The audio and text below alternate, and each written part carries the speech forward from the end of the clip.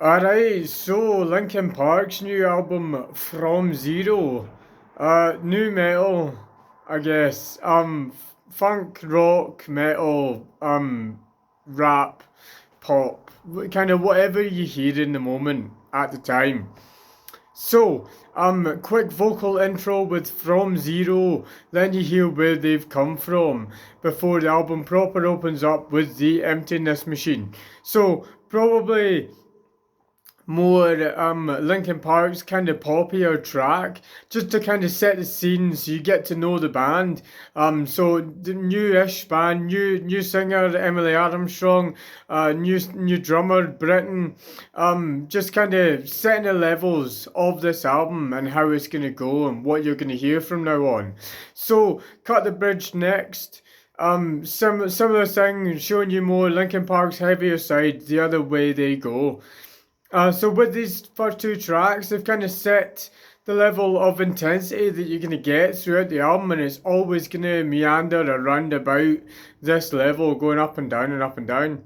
So after this, we've got Heavy as the Crown, which is showing you the really heavy stuff where Emily Armstrong, you've got to meet her before, but now she's really showing you how she's here and what she does, showing you that she's not a replacement, that she's here uh, to add what she can do.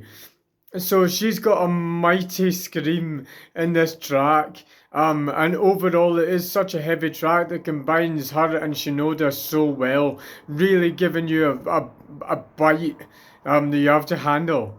So if you can't handle that, it comes back down again to over each other, showing you the other side of what she can do. So it's more a vocal-led pop track where she's showing you how clean she can be. So she's just showing you that she can really bite. But then now she's also showing you that she can be clean and subtle and poppy, like that if you want it to be. So, from here, it goes up for the very heavy casualty. So you've got a major riff about this punching you in the face. It's got a sort of graveliness to it that you'd expect on a punk tune.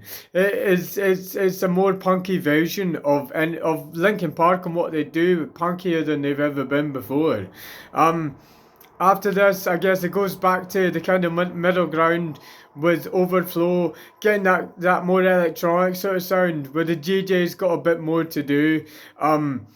Shinoda's rapping a wee bit more in this tune, so and it kind of levels out, so that you've just had the intensity of casualty, and now it calms down a wee bit.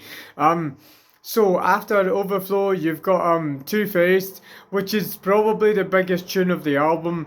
Really good example of hearing Armstrong and Shinoda work together. It's pretty heavy, but then it's not too heavy. And it probably is the kind of tune that would be, maybe it would be pushing the lines on radio, but it'd be there. It's at the boundary. It's a great tune. So after this, calming down again with Strained, which is a beautiful rock tune. Going up again for Ig Yeah. Was it Ig Yeah? Igyeih? I gave you everything I have. Can you stop doing this? Again, being a really heavy tune with those kind of punky sort of attitude about it and graveliness to it. Before we come back down for Good Things Go to end the album. So again, bring it down, the more poppy kind of thing, but you've got Shinoda singing the verses and Armstrong really cleanly on the choruses. A really nice tuned kind of a really soft cadence to end the album. It's a beautiful end, and there you go. That's it, up and down and up and down and up and down, but it does bring you down gently. So overall, I said this is an incredibly strong album.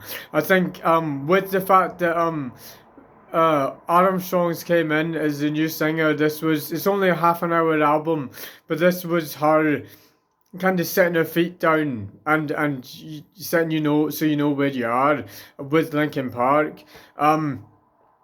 Highlights, I guess it's difficult because most of the album's a highlight. I'd say Cut the Bridge is really good. Casualty because it's got the punk. Two-Faced, of course, is the biggest track of the album.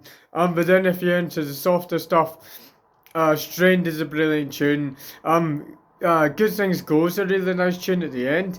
But yeah, like I said, I'm saying all this. To be honest, most of this album, nearly all of this album, isn't a highlight. The one of the big things about this, I guess, is this is Armstrong's first album with Linkin Park, so it is all about her singing and showing you that she's not just a replacement. So, Bennington, rest in peace. But it's alright, you know, they've done a good job. He picked a very good vocalist here to come in. So don't you worry, you go off and make legendary music with your pal Cornell. Linkin Park's doing fantastic, so it's very good to hear. So until next time, take it easy.